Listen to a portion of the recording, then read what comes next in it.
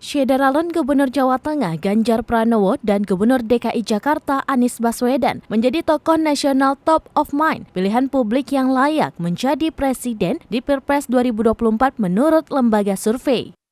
Hal ini terungkap lewat rilis survei nasional yang dilakukan Indopol dan dipublikasikan pada Jumat 15 Juli 2022 oleh Direktur Eksekutif Indopol Survei Ratno Sulistianto.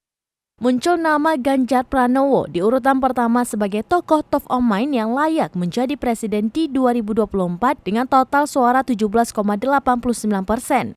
Dan Anies Baswedan di urutan kedua sebagai tokoh top of mind kedua pilihan publik dengan suara 16,42%.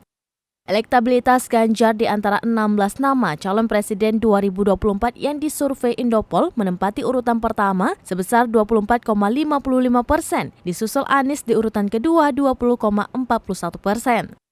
Prabowo Subianto ada di posisi ketiga dengan total 8,94% suara. Namun Prabowo disebut-sebut mengalami penurunan yang cukup signifikan. Bahkan tidak terpaut jauh dengan Ridwan Kamil yang naik menjadi 6,10%.